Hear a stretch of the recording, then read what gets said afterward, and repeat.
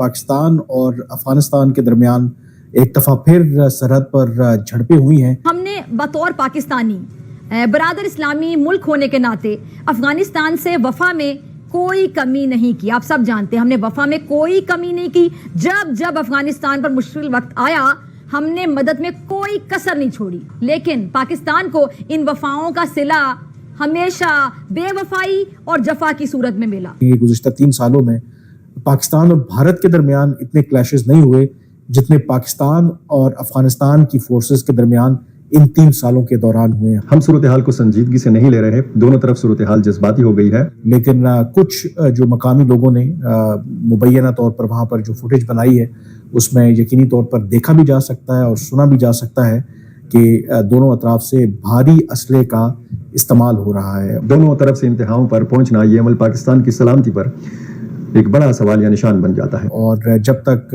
جیسے میں آپ سے کہہ رہا ہوں کہ یہ بات کر رہا ہوں تو کہا یہ جا رہا ہے کہ ابھی تک جو فائرنگ کا جو تبادلہ ہے وہ دونوں اطراف سے ہو رہا تھا. اب یہ بڑی ایک آبویسلی اب تو ویسے نارم بن گیا ہے, روٹین بن گیا ہے کہ جب سے افغان طالبان دوبارہ اقتدار میں آئے ہیں تو کئی جگہوں کے اوپر مثلا کچھ عرصہ پہلے ہم نے تورخم کی سرحد کے اوپر بھی دیکھا کہ دونوں ملکوں کے درمیان فائرنگ کا تبادلہ ہوا. چمن کے علاقے میں باقی جگہوں کے اوپر بھی مختلف اوقات میں یہ جھڑپیں ہوتی رہی ہیں.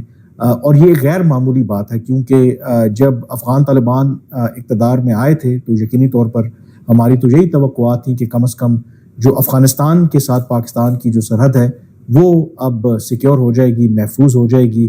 اور جس طرح اشرف غنی یا حامد کارزائی کے دور پر بھی دونوں ملکوں کے درمیان اکثر بارڈرز کے اوپر ٹینشنز رہتی تھی تو کم از کم افغان طالبان کی حکومت آنے کے بعد وہ صورتحال نہیں رہے گی. لیکن اس کے برعکس جو حالات ہیں شاید اتنے برے اشرف غنی یا حامد کارزائی کے دور میں کشیدہ نہیں تھے دونوں ملکوں کے درمیان جو اب دونوں ملکوں کے درمیان تعلقات میں اتنی زیادہ کشیدگی ہے. خطہ پاکستان پراکسی وار کا میدان جنگ بنا ہوا ہے. امریکہ, چائنا, سی پیک, گوادر یہ سارے معاملات وہ ہیں کہ ایک فریق سرمایہ کاری کرنا چاہتا ہے.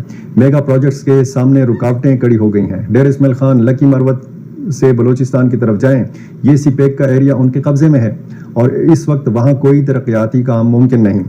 مولانا فضل الرحمان نے تشویش کا اظہار کرتے ہوئے کہا کہ بلوچستان میں حالات یہاں تک چلے گئے ہیں کہ وہاں کچھ علاقوں میں پاکستان کا ترانہ نہیں پڑھا جا سکتا, پاکستان کا جھنڈا نہیں لہرایا جا سکتا. یہاں تک صورتحال چلی گئی. اور یہ بھی ایک آپ کہہ سکتے ہیں کہ کو انسیڈنس کہہ لیں یا ستم ظریفی کہہ لیں یا آئرنی کہہ لیں کہ آج 4 سپٹمبر ہے اور آج ہی کے دن 3 سال پہلے جب اس وقت پاکستان کے ISI کے سربراہ تھے لیفٹیننٹ جنرل فیض حمید, وہ کابل کے دورے پر گئے تھے اور وہاں پر وہ فیمس انہوں نے سرینا ہوٹل میں ایک چائے یا کافی کی چسکی لیتے ہوئے جو ایک بات کی تھی وہاں پر کچھ جو صحافی موجود تھے کہ don't worry every thing will be all right. اور آج ہم 3 سال اس بات کو ہو گئے ہیں تو آپ اندازہ کر سکتے ہیں کہ آئی ڈونٹ نو کہ وہ کس حوالے سے کہہ رہے تھے کہ ایوری thing will be all right. اس کے بعد سے پاکستان اور افغانستان کی اگر آپ بات کریں, پاکستان میں سیکیورٹی سچویشن کی اگر آپ بات کریں تو ٹھیک تو کچھ بھی نہیں ہوا, صرف غلط ہی ہوا. اور اس سے بھی بڑھ کر یہ بات کہ شاید اس وقت فیض حمید کے وہم و گمان میں بھی نہیں تھا کہ آج سے 3 سال بعد وہ کورٹ مارشل کا ان کو سامنا کرنا پڑ رہا ہوگا, وہ فوج کی تحویل میں ہوں گے. مولانا فضل الرحمان نے کہا کہ جب ریاست ناکام ہو جاتی ہے تو ہم جا کر صورتحال کو کنٹرول کرتے ہیں. میں افغانستان گیا, وہاں تمام شعبہ جات میں بات چیت کر کے کامیابی کے ساتھ واپس آیا اور وزارت خارجہ سمیت حکومت کو آگاہ کیا اور وہ مطمئن ہوئے. جیسے ہی حملہ ہو فوراً الزام عائد ہو جاتا ہے کہ افغانستان کے لوگ تھے. کیا افغانستان کے لوگ مجرم ہیں؟ اگر یہ لوگ افغانستان سے 1 یا 2 چوکیاں عبور کر کے یہاں پہنچتے ہیں, مگر کوئٹہ سے لے کر بشام تک 250 چوکیاں ہیں, دہشت گردوں کا انہیں عبور کر جانا کیا وہ بھی افغانستان کی ذمہ داری ہے؟ سرحدوں پر ہماری فوج ہے, ان کی تو فوج ہی نہیں. ہمیں ذمہ داری کسی اور پر عائد کرنے کے بجائے اپنی ذمہ داریوں کو دیکھنا ہوگا.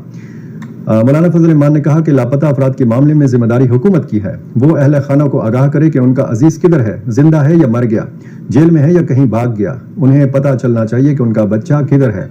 مولانا فضل ایمان نے کہا کہ ہم نے یہ بھی دیکھا کہ آرمی پبلک اسکول کے سانحے سے 1 سال قبل ایک نوجوان کو پکڑا گیا، اور جب سانحے آرمی پبلک اسکول کے جرم میں پھانسیاں دی گئیں تو اس نوجوان کو بھی شامل کیا گیا کہ یہ بھی آرمی پبلک اسکول کے حملے میں ملوث تھا اور قاتل ہے، پھر اسے بھی پھانسی دے دی گئی جسے 1 سال قبل پکڑا گیا تھا۔ میں چاہتا ہوں قوم فوج پر اعتماد کرے، مگر ایسے اقدامات سے نفرت میں اضافہ ہو رہا ہے اور یہ نفرت آئندہ چند نسلوں میں بھی ختم نہیں ہوگی۔ آج نہ ہم ان کے ساتھ کسی طرح کے مذاکرات کر رہے ہیں، بلکہ پاکستان کی پالیسی بہت واضح ہے کہ ان دہشت گردوں کے ساتھ بالکل مذاکرات نہیں ہوں گے، بلکہ حال ہی میں پاکستان نے سرکاری سطح پر ایک ڈیکلریشن جاری کیا جس میں یہ تمام جو گروپ ہیں ان کو فتنہ الخارج یعنی کہ خارجی قرار دیا، یعنی کہ یہ دائرہ اسلام سے ہی خارج ہیں۔ تو اس وجہ سے، اور یہی وہ ریفلیکشن ہے کہ جیسے میں نے آغاز میں جو بریکنگ خبر آپ کے ساتھ شیئر کی کہ اب ایک معمول کی خبر بن گئی ہے۔ کبھی ہوتا تھا کہ لائن آف کنٹرول پر پاکستان اور بھارت کے درمیان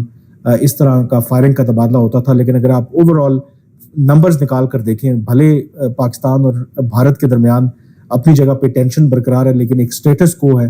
شاید اب دونوں ملکوں کے درمیان لائن آف کنٹرول کے اوپر اگر آپ ڈیٹا نکال کے دیکھیں گے گزشتہ 3 سالوں میں پاکستان اور بھارت کے درمیان اتنے کلیشز نہیں ہوئے جتنے پاکستان اور افغانستان کی فورسز کے درمیان ان 3 سالوں کے دوران ہوئے ہیں۔ حالانکہ یہ بالکل ایک حیران کن بات ہے، کیونکہ افغان طالبان کے دوبارہ اقتدار میں آنے کے بعد پاکستان کی اسٹیبلشمنٹ کا، پاکستان کی فیصلہ سازوں کا یہی خیال تھا کہ اب افغانستان میں ایک فرینڈلی گورنمنٹ آ گئی ہے تو وہ پاکستان کے جو انٹرسٹ ہیں ان کو پروٹیکٹ کرنے میں کافی مدد کرے گی۔ لیکن ٹو دا کنٹریری، جتنا افغان طالبان کے دوبارہ اقتدار میں آنے کے بعد پاکستان کو نقصان ہو رہا ہے وہ شاید اشرف غنی اور حامد کارزائی کے ٹائم پر بھی نہیں۔